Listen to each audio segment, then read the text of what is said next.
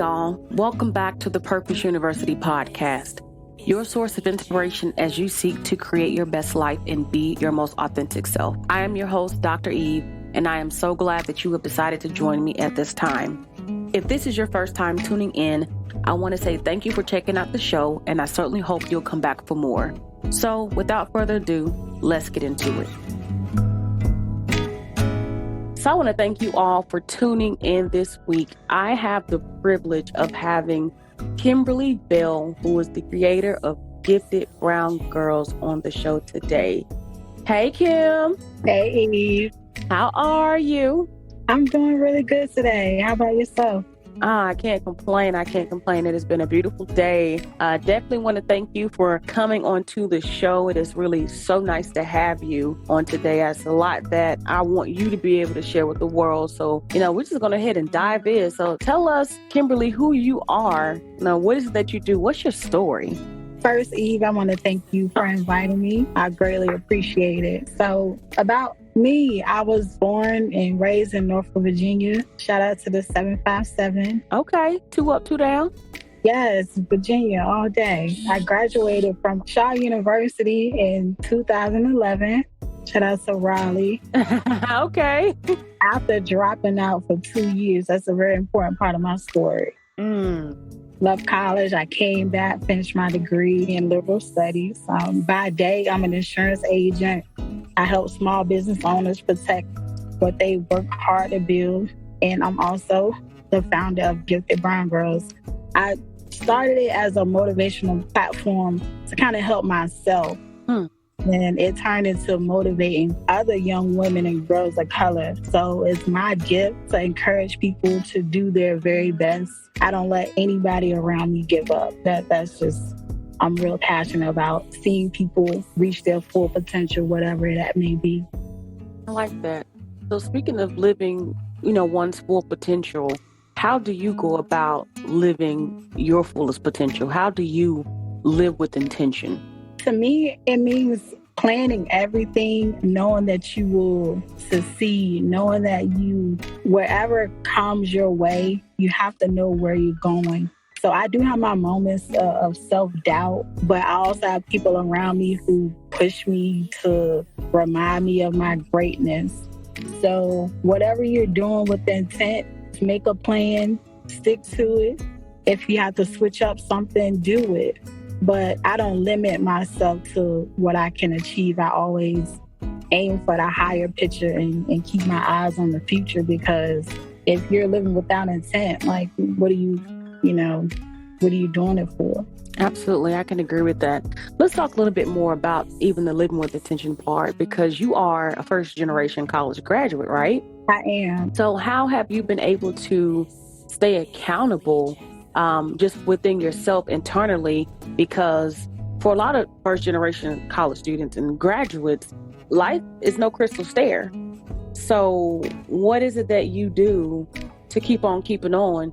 That internal motivation, what is that for you? The internal motivation is because being a first generation college student, you don't know what you're expecting. You're going into this place, this institution, you're meeting new people, but you don't really know what to expect. And I just feel like growing through that process of going to college, meeting other people, learning how to study properly, failing classes, passing classes, just knowing that you're going to get a degree and you're going to make your family proud, something that someone else either didn't have the opportunity to do or they didn't take advantage of the opportunity. And I just think that being a first generation college graduate is very important. It's very important because it shows you that no matter what, no matter where you come from, as long as you work hard for it, you'll be all right.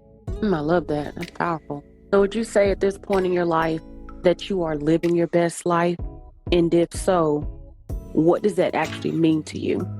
I would say I'm living my best life right now for this season, because something else is going to come up, But for right now, I find ways to overcome, whatever circumstances I'm in, whether it be a hard job, I'm working 9 to 5, but small changes make a difference. So in order to live the best life, you have to get a good mindset. Your mindset is powerful. And once you make a shift from wanting to be the best to actually being the best, everything will fall in place. So what has that process been like for you in particular? So thinking about the time that you've been out of college and just the evolving, how have you been able to get to this point?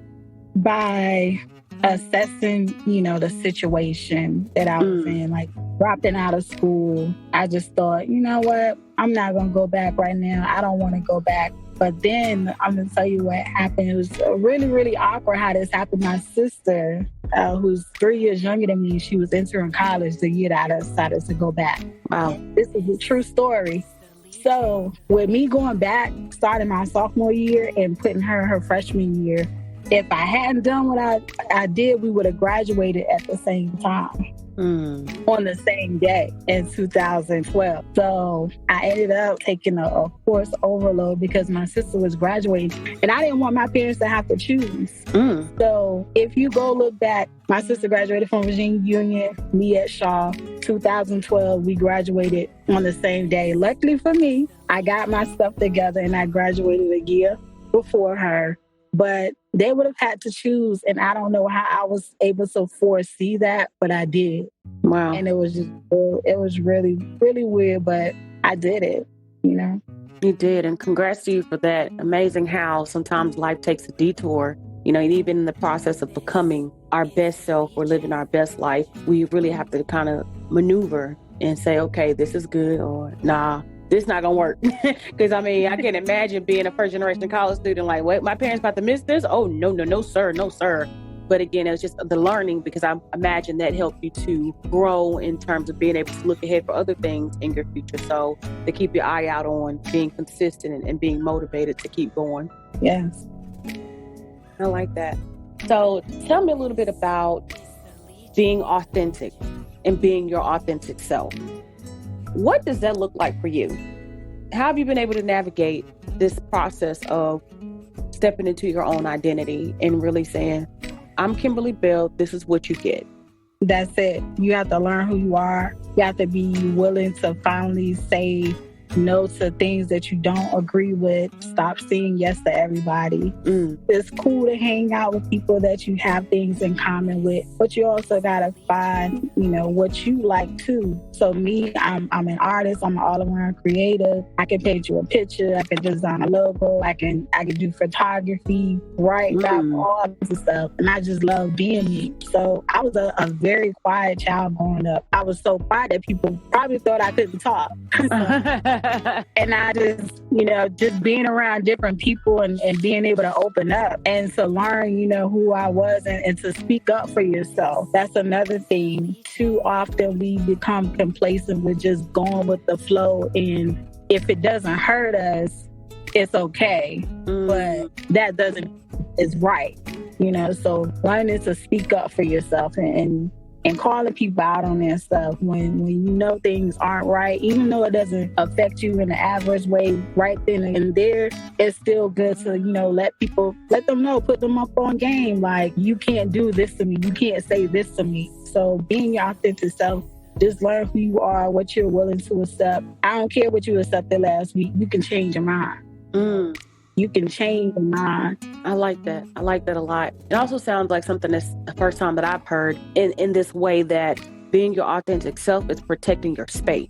That's kind of what I'm getting from what you said, because I like the idea of telling people how to treat you, or not even telling them, but showing them how to treat you and letting them know what you will and won't accept. Because sometimes we don't think about how others influence how we might be, and how their role in our lives can definitely shape us to be one way or another. That's kind of like your mom constantly telling you to be a doctor, when you just really want to be a nurse. It's not that it's a bad thing that you don't want to be a doctor, but you're saying, this is my limit and this is what I want for myself. And I want you to respect that, even if you don't understand it. So very dope, very dope. Considering all things, go ahead. Oh, I was just going to say, I think too often we don't want to hurt people's feelings. That's all. Why do you say that? Because when people are suggesting things to you, and even if it sounds good or you think it's a good idea, like your example, Mom wants you to be a doctor, I want to be a nurse. We don't want to let people down because they have expectations for us. The best expectations are the ones that we set for ourselves. Absolutely. I love that. So considering all things that have happened in your life, from the college dropout to going back to becoming an insurance agent to starting your business, anything, relationships, love, whatever it may be, is there a time in your life where you've experienced adversity, and how did you overcome that adversity? Okay, so adversity, getting out of college, trying to find a job.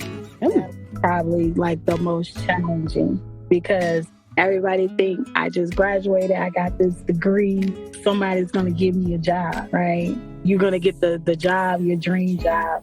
But I ended up having to take, little odd jobs here and there before I really found what I was good at.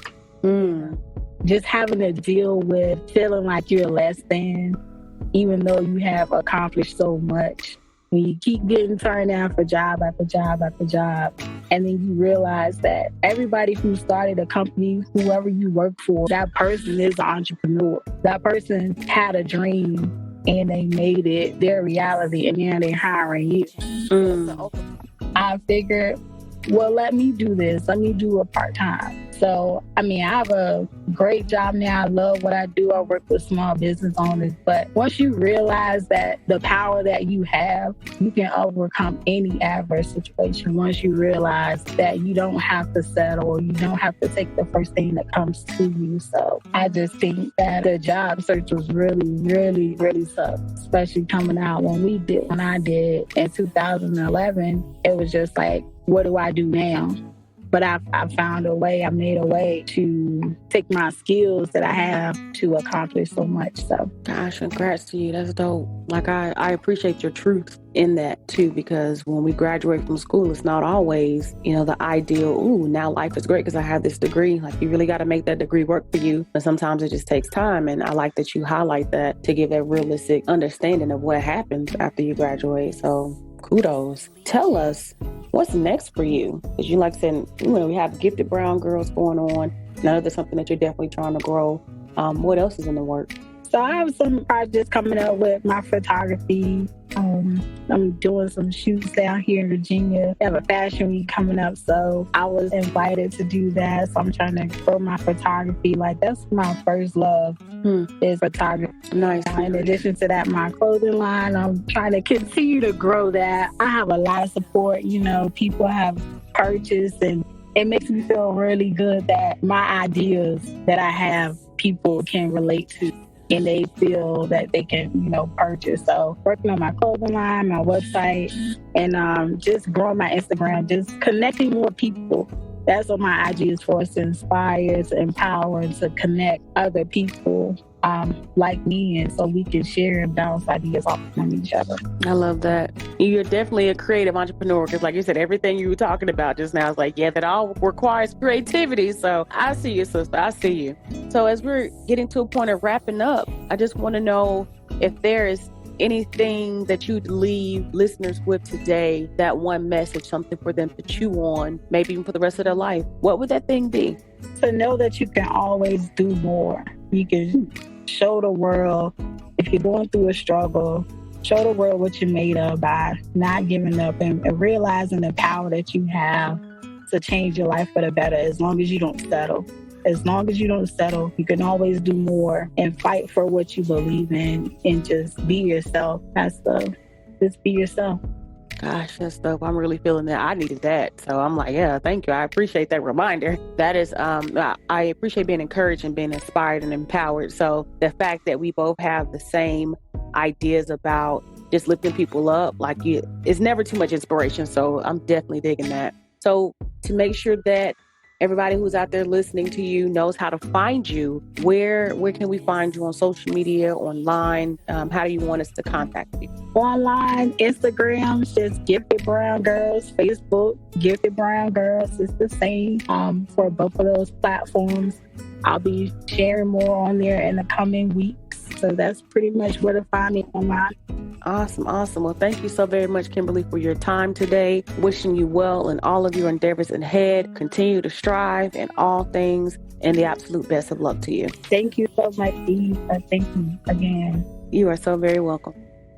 Again, I want to thank you for tuning in. Before you go, just a few things to note. First and foremost, let's get connected on Instagram and or LinkedIn. You can find me at EVEHUDSONPHD on both social networks. Don't forget to head on over to check out my site at www.evehudsonphd.com. And if you should decide to purchase a book or apparel just for listening to this podcast, you get 10% off of your order. Just use the code podcast when you check out. Last but certainly not the least, in all that you do, remember to be resilient, authentic, and intentional. I'm out.